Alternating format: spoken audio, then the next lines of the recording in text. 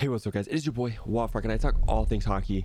Today I'm going to be going over the Metropolitan division to be seeing what your team will be achieving this season.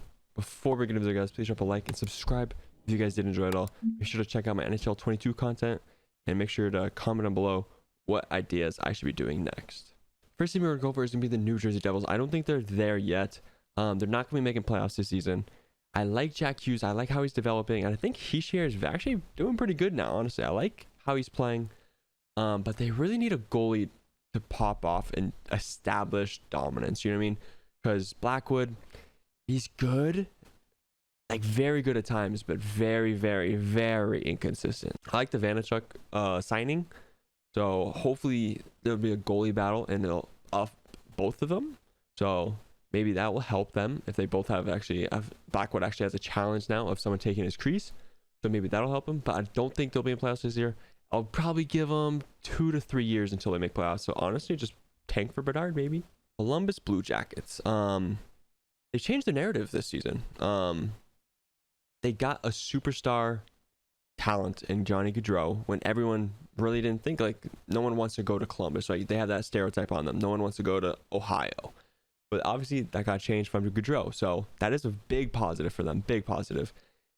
Is it a good thing? Yes. It was a big signing. Yes. But honestly, in my opinion, I don't think they're going to make playoffs still.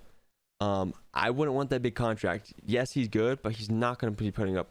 He might put up 100 points, but I feel like at the end of this contract, it's not going to be good for the Blue Jackets. But obviously, you got to try to win now.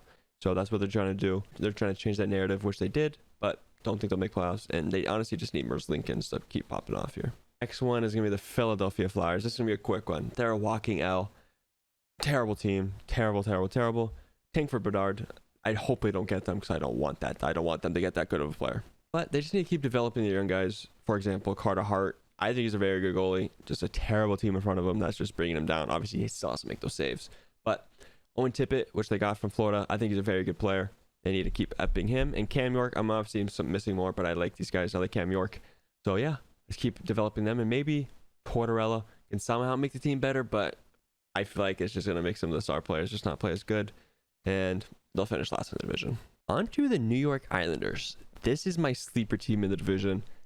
It's a very, very scary team. They haven't added anyone in offseason yet as I'm recording right now. I know I'm hearing stuff that they're probably going to sign Kadri, which is a good one for them, but can he produce like he did in Colorado? They don't have the offense around him like they did in Colorado, so maybe he won't. Now he's gonna have to like create it himself unless he's on the line with like Barzell, but I don't think that's the case. How they play is just wins games. You know what I mean? It's not fun to watch. It's just straight defense, defense, defense, and counterattack. Let me score. You know what I mean? But they have Ilya Sorokin, who's unreal. If he can play like he's been playing, this team can win always. Like they can always win. Like they just steal playoff series like he did against Pittsburgh a couple times. So this team's sleeper, and it's very scary, but they need to get some goal scorers, and Kadri definitely helps them out. Onto the Capitals. Their window's getting smaller and smaller, but they're in win now mode. You know what I mean? They keep adding pieces to try to help this OV era stay alive. Obviously, you have to. Why wouldn't you? Penguins are doing it. Bruins are doing it. You have to. You have to keep this era going. That's what they're trying to do. Getting a good goalie in Kemper. Obviously, he's not the greatest in the NHL, but he did just win a Stanley Cup while being hurt, so that is a big one for them. Can he recreate it? I don't think so. I don't think their team's going to go far. If anything, I do think they miss playoffs.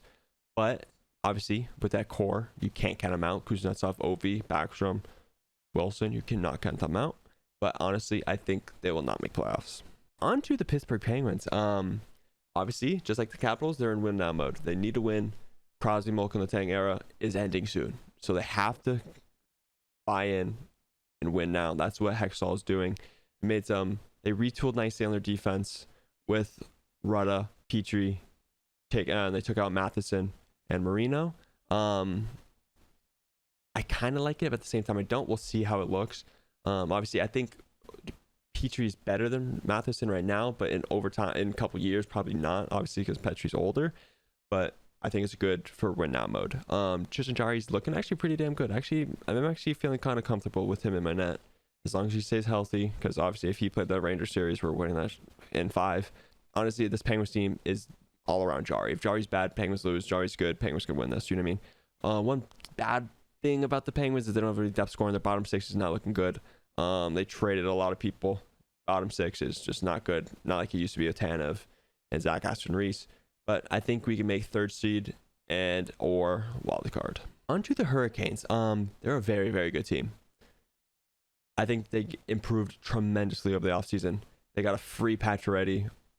Free. Thanks, Golden Knights. They really needed that natural goal scorer because I feel like sometimes it's all on Aho or Teravainen or Svechnikov to put the puck in the net, and sometimes they just don't do that. You know what I mean? So it's good to have a natural goal scorer in Pacioretty. That's huge for them. And they got Burns, who's, I think he's a good player still. That's the W. But the one thing is, will Anderson be good this year? He got hurt in the playoffs or right before the playoffs or whatever. I feel like that's a trend going on with him. It happened in Toronto. I feel like right when playoffs happen, during playoffs or right before, something happens and he doesn't play. You know what I mean?